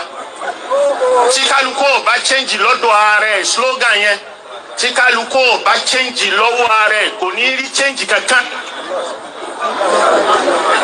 àbàjẹ́ débẹ̀, tí corruption bàjẹ́ débẹ̀. corruption bẹ̀rẹ̀ láti ilé ẹ̀kọ́, láti church, láti mosque. so a ṣe wáàsí tí àwọn èèyàn fi lè yí padà rántí alkiyama. so ní church a preach prosperity. Mo wà vindicated. ṣé kátà nẹ́bí yìí sáwá preach ni ẹ. ẹni tó wá preach bọ́ yẹn. àyẹ̀bí yìí sá ń lajú afọ́jú lóòótọ́, níjọ́ tó ti kú ló ti gbé lọ. kò sẹ́ni tó tún lè lá mọ́. àìlè lá mọ́ tí wọ́n lè lá làwọn kírísítẹ́nì ṣe rìsọ́ọ̀tì sí à ń kọ́ hospital, à ń lo oògùn, à ń lo kínní torí àwọn onírú mírèkù bá ní. gbogbo ẹni tó ń pariwo mírèkù lẹ́nìí ẹni kó lọ hospital afọ́jú arọ tí ó lè dìde tó fẹ́ gbé dìde. Ìbéèrè tí mo béèrè lọ́wọ́ ẹnìkan nìyẹn. Ó ló ń gbàgbọ́ nínú mírèkù, mo ní yes, mo ní sọ pé kó má gbàgbọ́. Wo ìgbésí ayé ẹ̀ láti primary school dé secondary school dé university level débi tó dàgbà dé lónìí. Ṣé kò sọmọ school yín kankan tó jọ ẹ̀fọ́? Kò sọmọ school yín kankan tí ń tiro? Kò sọmọ school yín kankan tó yarọ? Kò sọmọ school yín kankan tó yodi? Kò sí iléèwé tí ò ti sí tẹ́ẹ̀tì ní rí? Kí ló dé táwọn pásítọ̀ ọ̀la etí ẹni tó di láàrin wọn? Kí ló dé táwọn wòlíì ọ̀la ojú ẹni tó fọ́ láàrin wọn? Kí ló dé táwọn wòlíì ò mú arọ inú wọn rìn? Àbí wọn ò rí pàdé wòlíì gidi, wọn ò pàdé wòlíì wọn? Ó ní bóyá wọn lè má rí pé wòlíì tiwọn. Ta ni wòlíì tiwọn nígbà náà? Lọ̀rọ̀ bá di hùn, ọ̀rọ̀ bá pèsè jẹ. Gẹ́gẹ́ bàbá Amẹ́ríkà ṣe sọ, bó bá jẹ́ pé Jésù wálé ayé lóòótọ́, bó bá jẹ́ pé Jésù wálé ayé lóòótọ́, tó sì lajú afọ́jú bí wọ́n ṣe kọ́ lẹ̀, ọjọ́ tí babaláwo ti kú ló ti kú tó ń tọpọ́n fáì, ọjọ́ tó ti kú ló ti gbé gbogbo mírèkù lọ, kò sẹ́kù mírèkù kankan lé ayé mọ́. Mírèkù tó kù ọ̀dọ̀ Ọlọ́run nìkan náà ni. Lára ru mírèkù bẹ́ẹ̀ ni kórí ó kó òyìn yọnú jàǹbá ká sọ pé díẹ̀ ló kù, Ọlọ́run sì yọ mí. Mírèkù tá a máa rí nu o. Ǹṣe mírèkù pé èèyàn kan kú kalẹ̀, ó ti kú, ó ti lọ, tí ìsepò faint, káwá ní bàbá kan pásítọ̀ kan ló bá wa jí àbí àfáà kan àbí máàmù kan ló kírun sí ló hàn tú sí lára ló fi jí padà, kò ikú tán ni o. Ó faint tàbí kò ń gangan máa díbọ́n. Kò sẹ́ni tó lè jẹ́ ẹni tó ti kú. Bóńtọ̀ ń bá lè jẹ́ ẹni tó ti kú, kí ló dé tí ò jí ẹ? Kí ló dé tí ò jí bàbá ẹ̀ tó kú? Sẹ́ni ẹ̀yàn kò tí ì kó nu fámìlì wọn rí. lọ rí àwọn tí wọ́n paralyze kó gbé wọn dìde. tó bá ṣe bẹ́ẹ̀ yẹn real miracle nìyẹn but kì í ṣe stage making.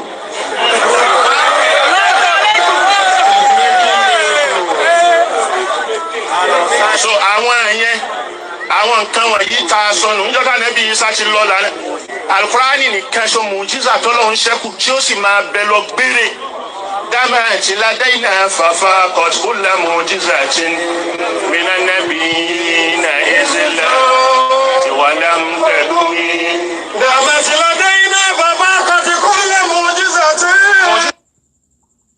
olóńgbẹ láàrin wa ó wá borí gbogbo mùjísà tó kù torí àpọ̀pá Musa ó ti lọ níjọ́ tí Musa ti kú ní pọ̀pọ̀ òṣìṣẹ́ mọ́. ọ̀pá Mósè ní jẹ́ báwọn well àkàndọ́rọ̀ Awikonko díẹ̀ tó nù kún ní nǹkan àbọ̀rọ̀ lásán fọmọlúwàbí bó bá dénú ẹ̀yìn odò dìde ẹ̀yìn Alakatakiti ẹ̀sìn tó yẹ pé gbogbo nǹkan lé ayé lẹ base lórí ẹ̀sìn. There is only way that you can achieve all this. Ẹ̀dá lè wé tí ń lẹ̀ lọ́tọ̀. Mr. Ògúngbẹ̀san Olúwaṣẹ́gun, God bless you, sir. God bless you, sir. So, now, ẹ̀dá lè wé ẹ̀sìn sílẹ̀ láti nursery to university level. Ó wà àwọn èèyàn dẹ̀ ń lọ bẹ̀ ẹ fẹ́ kí wọ́n fi exam sí àsìkò tí ìrun ò sí ẹ máa lọ sí Muslim school tẹ́ bá ń lọ sí secular school time exam náà lè exam ó wà ẹni tí ò bá dẹ̀ lọ yóò fail gbogbo ọ̀rọ̀ ní kọ́ọ̀bù ìjáàbù nǹkan wà torí pé àwọn tí wọ́n ń so lórí nínú wa gan Muslim lọ́pọ̀ jù nínú wọn àwa náà dẹ̀ là ń support wọn ta ní ká má fọ̀rọ̀ ẹ̀sìn sí ẹja lo ọpọlọ tí èèyàn bá ní àsìkò ń bọ̀ o tó máa jẹ́ wípé ẹlẹ́sìn wọn máa support ẹlẹ́sìn rẹ̀ nìkan if care is not taken and you know what that means orílẹ̀-èdè máa pín yẹlẹyẹlẹ pẹ̀lú ẹ̀sìn so irú máàmù tó nílùú òní rọgbọ bí wọn bá jẹ́ káwọn lọ kírun lásìkò exam nǹkan yọ lẹ́nu ni o. Àkàndá ọ̀rọ̀ Awikonko àjáwọ̀ ọ̀rọ̀ Awikonko asọ̀rọ̀ lójú ọlọ́rọ̀ bá a wí tò ní tọ̀la kẹ́ni mọ́ ní òní torí ẹ̀kọ́ jáwọ́ mo mọ̀ pé lè tá a sọ yìí àwọn tí ó béèbú àwọ̀ ọ̀ràn wọn ń ṣẹ́ orílẹ̀-èdè tí wọ́n ti ń sin ẹ̀sìn jù Nàìjíríà jẹ́ kan ń bẹ̀ orílẹ̀-èdè tí wà bàjẹ́ pọ̀ sí jù Nàìjíríà jẹ́ kan ń bẹ̀ orílẹ̀-èdè tí ebi ń pa jù Nàìjíríà jẹ́ kan ń bẹ̀ kí ló dé tàdúrà wọ rescue wa kúrò nínú ebi if you don't work ebi ọ̀pá ọ̀ bọ́ọ̀ bá ṣiṣẹ́ ebi ọ̀pá ọ̀ so bàbá wa fẹ́ jọ́sìn bàbá fẹ́ ṣẹ̀sìn ẹjá separate ẹ̀ pẹ̀lú àwọn nǹkan kan ẹ sì já máa ríra wa always pé oríṣiríṣi ẹ̀sìn ní ń bẹ ní Nàìjíríà n tó lè mú àlàáfíà wà ní kí ọ̀tún ó fààyè gba òsì kí òsì ó fààyè gba ọ̀tún kí kálukú ó máa ṣe tiẹ̀ lọ láàyè ọ̀tọ̀ọ̀tọ̀.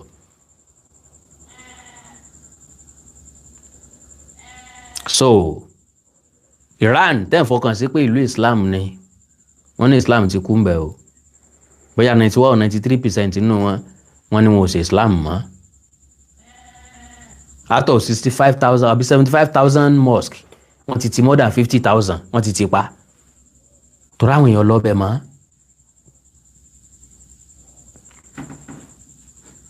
Amẹ́ríkà ju àdó olóró sí Iran ò mọ̀ sí láìláà ìlànláà láìláà ìlànláà wọ́n kójó bóde ni wọ́n ò yin àdó olóró sí Amẹ́ríkà nìkan wọ́n pín fún Israel ń bẹ̀ wọ́n pín fún Qatar, wọ́n pín fún gbogbo àwọn ìlú tẹ́ ń pè ìlú Lárúbáwá iná pín bọ́ǹbù fún. Wọ́n pín fún Saudi Arabia, ẹni tí ọ̀sẹ̀ wọ́n pín fún wọn. Wọ́n kàn bẹ̀rẹ̀ sí ju bọ́ǹbù káàkiri tí wọ́n ni, wọ́n pín fún kálukú wọn gbèsè fẹ́ ṣòfò dànù ni. Ìlú Islam ni, wọn ò pariwo láìláì láńlá o. Ní Israel, Christian tí ń bẹ bí ò tó nǹkan, níbi tẹ́ ẹ ti ní Jésù ti wá nù, Muslim lọ́pọ̀ ń bẹ, àtàwọn Jew.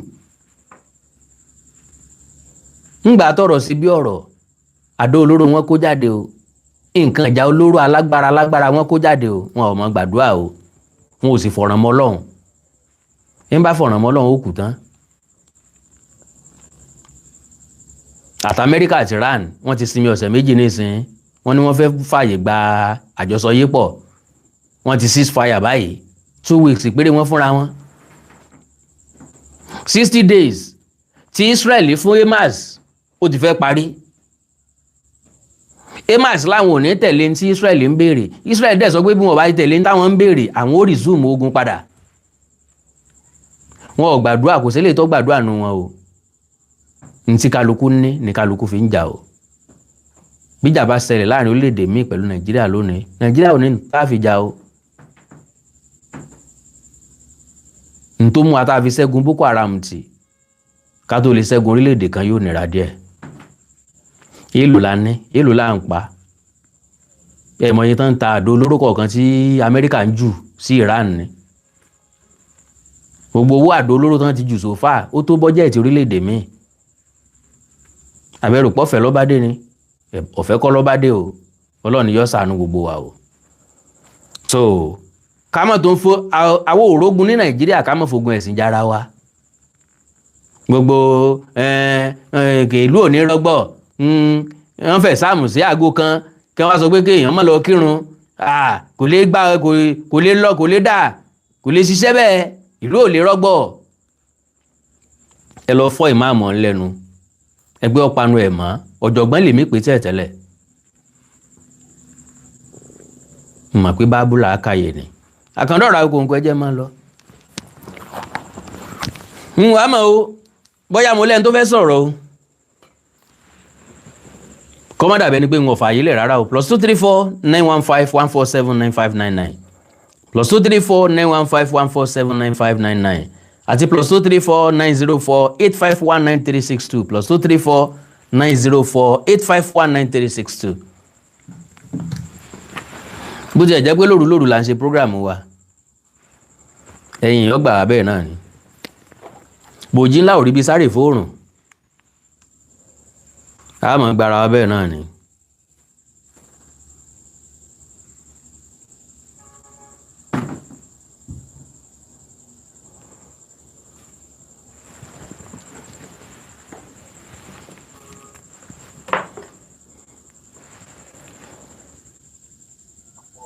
Hello. Bàbá Awikonko. Yes sir, ẹ kálẹ́ sir. Ẹ máa kálẹ́ o. Yes sir. Ẹ kú ètò. Yes sir. Ẹ rí ìmáàmù tó ń sọ̀rọ̀ yẹn. Bẹ́ẹ̀ni. Èmi ò mọ ọdún tó lọ léèwé gbẹ̀yìn, mi ò mọ ọdún, mi ò dẹ̀ mọ level of education ẹ̀. Honestly sir. Kò yé yín. Ṣé rí ìgbà kan wà táwa wà nígbà táwa kéré, primary school ìyàwó mi is Asarudin. Primary school tó tún wà lẹ́gbẹ̀ẹ́ wọn is Methodist. Ní gbogbo ayé ìgbà yẹn wọ́n dé hijab lọ school. Kò sí ti ń jẹ́ bẹ́ẹ̀. Even Asarudin gangan self. Bẹ́ẹ̀ni. Wọ́n dé hijab wo. But n tí ẹnìkan sọ pé Saudi Arabia ń finance nǹkan kan pẹ̀lú Israel. No, not financially, not monetary wise, but intelligence wise, yes. Security preparation láàrin ara wọn against Iraq and Iran. Ni. But nígbà tí gbogbo eléyìí tí ẹ ti wá dẹ̀rẹ̀, nǹkan tó tí ó fi mú Iran attack Saudi Arabia right now ni pé gbogbo ibi tí wọ́n attack yẹn ibẹ̀ ni US ní base sí. táwọn NATO wà. kò ń ṣe top yes kò ń ṣe Saudi Arabia gangan náà attack or Kuwait or UAE or UAE. Okay, but until àfáà yẹn ò understand ni pé even ní Saudi Arabia kí ni reason tí Saudi Arabia fi lé Gumi padà nígbà tí Gumi tó lóun lọ sí ìmúra ọ tó lóun lọ sí àjì nígbà yẹn kí ló fi lé padà tó ọjọ́ wọlé. Osama bin Laden kí ni Saudi Arabia ṣe bọ́mọ Saudi Arabia ni kí ni Saudi Arabia fi lé kúrò ní ìlú wọn nítorí gbé kí ni Alakatakiti ẹ̀sìn wọn fẹ́ bí ọ̀wọ́n ṣe gbẹ̀sìn kọ́ nìyẹn. bẹ́ẹ̀ni. àní Israel Jésù tá à ń kígbe yìí ní Israel tẹ bá lọ sí Israel tẹ bá lọ sọ pé Jesus Christ kìíní kan wá sọ fún yín pé òrìṣà lẹ ń bọ. Because Israel doesn't believe in that. Ó ní nǹkan tó wọ́n believe in. Òun ló ṣe jẹ́ Júù. But ọmọ Júù náà ni nígbà tó máa kọ Jésù má gbélébùú wọn ní ẹ wọ bá àwọn Júù. Bẹ́ẹ̀ni. A kàn mú ẹ̀sìn, a kàn dá gbogbo ẹ̀ lórí irú àfi ẹni afá yẹn. I'm sorry to say èmi ò mọ level of education ẹ̀. Tó fi láǹtì wá ròyé pé ọmọ kan á wà ní school á schedule exam. ọmọ kan wá sọ pé òun fẹ́ lọ kírun. ọmọ kan á wá ní ẹ dúró dè mí o. mo fẹ́ lọ kírun. ẹ má tí ì ṣe o mo fẹ́ lọ kírun o. wọ́n kàn wá stop exam yẹn ni wọ́n kàn ok ó dìgbà tí Nawarudeen bá dé. tàbí Sẹ̀kínà bá dé o ká tó tẹ̀síwájú o. ká tó wá bẹ̀rẹ̀ sí wá ṣẹ̀zámù wa. ṣé nígbà tí àáfàá yẹn tó ń sọ̀rọ̀ yìí ṣé nígbà tó ń wà ní skul ìwọ̀n bẹ́ẹ̀ education kékeré tó ní ṣé nígbà tó wà ní skul ṣé wọ́n ṣe bẹ́ẹ̀ fún. ṣé wọ́n ṣe bẹ́ẹ̀ fún. àbọ̀gbọ́rú ẹ̀ nílùú mi bí wọ́n ń ṣe bẹ́ẹ̀ ń bẹ̀. àbí. ṣé wọ́n ń ṣe bẹ́ẹ̀ l'Amẹ́ríkà ṣé wọ́n ń dẹ́nìkan dúró torí ẹ̀sìn. Amẹ́ríkà lóhùn nẹ́sìn ni ẹ̀sìn tẹ́ bá ti gbé wá náà l'Amẹ́ríkà gbà bẹ́ẹ̀ bá lẹ́yìn Christian anókè bẹ́ẹ̀ bá lẹ́yìn Muslim máa ṣe dáadáa ẹ̀ ṣùgbọ́n ó gbọ́dọ̀ ṣe dáadáa ju báyìí lọ. òfin wà tí ó gáìdì ẹ bẹ́ẹ̀ ni. òfin wà tó máa gáìdì ẹ. Holland ti báńdì hijab tipẹ́tipẹ́. Okay, Italy ti wọ́n ti báńdì hijab tipẹ́tipẹ́. UK gan-an planning láti báńdì ẹ̀ right now. So ṣé dandan ni kéèyàn wọ hijab ni. hijab tán fi ń jalè ní exam hall. nìkọ́ọ̀bù tán fi ń gbé eégún wọlé. tán fi ń gbé báwo ló ṣe fẹ́ bojú bọrùn gbogbo ẹ̀ tó máa sọ fún mi pé tó bá o máa sọ fún mi pé o fẹ́ wá rajà lọ́wọ́ mi. mo ń bọ̀ láti ibi iṣẹ́ inú snow ọjọ́ kan mo anífìlà snow kìíní tó máa àdàbòjú báyìí bíi máàsì kìíní mo ti gbàgbé láti ṣe kí n tó wọlé epo láti lọ sùn mo fẹ́ sanwó epo ni. èmi ọmọ dúdú mo tún lọ wọlé epo pẹ̀lú máàsì lójú ní òtútù. India ló ní ṣọ́ọ̀bù yẹn bọ̀bọ̀ yẹn sá lọ sẹ́yìn ni mo ṣe wá pé wá mi ò rọ́ọ̀bù ẹ o. mo fẹ́ repo ni o. ìyẹn aṣojú mi mo fẹ́ repo mà ní. ìyẹn lẹ́yìn wá ń pe wá ní ọlọ́run téèyàn kan ò bá stop òun fún ẹ ọlọ́run ok tó bá síkì gan sẹ́ẹ̀fù táago méjì bá lù tó bá fẹ́ dókítà bá fẹ́ wá tọ́jú ẹ̀. kí dókítà wá sọ pé òun fẹ́ lọ kírun. kó wá sọ fún ẹ pé má wọrí o máa fi ẹlẹ síbi tó wà yìí. mo fẹ́ lọ kírun náà. Kùránì èpè tó bá kù lẹ́nu ẹ̀gàn báyìí wàá ṣe fún dókítà yẹn nígbà àkìlẹ̀. bẹ́ẹ̀ ṣe fẹ́ lọ kírun ẹ̀ ní bọ̀. bẹ́ẹ̀ ti fẹ́ lọ kí ẹni mọ́tò ọ̀pá ẹni. ẹ̀wọ̀n bàbá ẹ máa bẹ́ẹ̀ tó yín lọ. ọ̀rọ̀ ìsọ dókítà kí lẹ sọ ẹ fẹ́ lọ kírun ẹ ní bọ̀ mo wà nù ní rẹ lẹ fẹ́ lọ kírun. nonsense yẹ ọ̀pọ̀ nonsense. oh Mr. Adé àgàṣẹ́ máa pè mí padà kí n pí kẹ̀kẹ́ máa lọ àbí kémi gan dẹ̀ pè mí padà.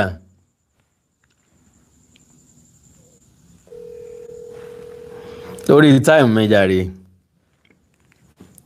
àwọn èèyàn mi fẹ́ lọ múra sí ọ̀la. Hello sir.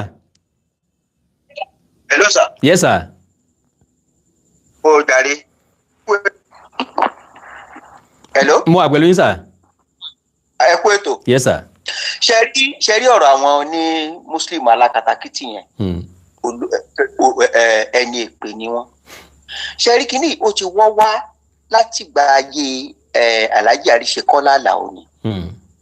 Àwọn Àríṣekọ́lá Àlàó àti ìmáàmù ilẹ̀ Ìbàdàn ìmáàmù àwọn Yorùbá ń gbà yẹn ni wọ́n gbé agbára lé Sultan of Sokoto lọ́wọ́ nítorí owó tí Àríṣekọ́lá ń gbà ní ọwọ́ wọn láti ilẹ̀ Saudi Arabia. Owó yẹn ara owó yẹn náà fi kọ́ kíní mosque tó wà ní Ìwó road tẹ́ni pé ilẹ̀ Ìwó náà fẹ́ kọ́ sí ṣẹ̀mọ̀tá wọn lọ́kàn lo strategy pé ọkàn fi RD sí lẹ́yìn ló fi di Ìwó road kẹrí sìn Ayatollah Khomeini wọ́n ti pa àwọn tó tún tẹ̀lé Ayatollah Khomeini wọ́n tó finish gbogbo wọn very soon owó tí ń gbà ní Iraq yẹn owó yẹn fẹ́ stop sí. ó máa stop báyìí. mo ní choice because Saudi gangan ó ti sú àwọn pẹ̀lú bí àwọn pípín yẹn bó ṣe ṣe Alakatakiti ẹ̀sìn now àwọn tó wà ní Iran gangan almost 98% láti fi ẹ̀sìn yẹn sílẹ̀. bẹ́ẹ̀ni. ṣẹ́rí tẹ̀yìn bá súnmọ́ àwọn pípín yẹn dáadáa tẹ̀yìn bá súnmọ́ àwọn Muslims yẹn dáadáa ẹ rí i pé òórùn tó ń jáde lára wọn kò í ṣe ti èèyàn rárá. Yes, move very close to them. Àwọn oníláwà ní èso. àwọn onínìkọ́ọ̀bù àwọn oníjàbù yẹn wọ́n ń fọ́. Yes, they commit a lot of crime. Ẹni tó lo ìjáàbù tó lo nìkọ́ọ̀bù tó lo kankan tó bá gbébọn sára bó lẹ ṣe fẹ́ mọ̀. tó bá gbàdúrà olóró bàbá ẹ̀ bó lẹ ṣe fẹ́ mọ̀. bó lẹ ṣe fẹ́ mọ̀ ẹbí tó ṣẹlẹ̀ ní Nasarawa state nìyẹn náà. kí ẹ de kinní mọ́ ọmọ yẹn lára tẹ́kọ̀ gbé ìjáàbù lé lórí tó dé àrígboro báyìí tó kó blow dànù ni. until tí wọ́n bá tó put an end to issue of religion. mo tún fẹ́ ṣí lójú kinní kan tẹ́ ẹ bá rántí ayé ìgbà tí àwọn pásítọ̀ Kúmúyì tẹnikẹ́ ẹ mọ̀ wo tẹlifíṣàn ẹ mọ̀ gbọ́ rédíò dressing báyìí lẹ́gbọ́n. Alakatakiti ẹ̀sìn làwọn náà. Yes ṣe nígbà táyé wọn fẹ́ tàdánù òǹkálùkù lẹ́tà náà ni pé ok ẹ lè wo tẹlifíṣàn ṣùgbọ́n ẹ máa watch religious program kankan ó ní ìbẹ̀rẹ̀ pẹ̀lú máa yìí ó gbé àwọn sínú òde ni. Even when you even see most of these churches doctrine. Hello sir. ẹ jẹ́ kí n sáré àdì nǹkan nípa ti pásọ Kúmúyì yẹn. Okay sir. ẹ rí i pé àwọn tí wọ́n lọ sí Deeper Life. Yes. láyé ìgbà kan wọ̀nyí sábà wọṣọ gidi yámú wọn máa ń wọ̀. láíláí. níbo. ìgbà kan wà tí pásọ Kúmúyì sọ wípé ẹ̀yin tẹ́ bá fẹ́ mọ déètì ara yín nínú chọ́ọ̀chì pé ẹ má wá ara yín lọ lé o. àwọn èèyàn fẹ́ yàn wọ́n bá tún tófin ṣe pé ẹ lè mọ wá ara yín lọ lé ṣùgbọ́n ẹ má bá ara yín lájọṣepọ̀ ni.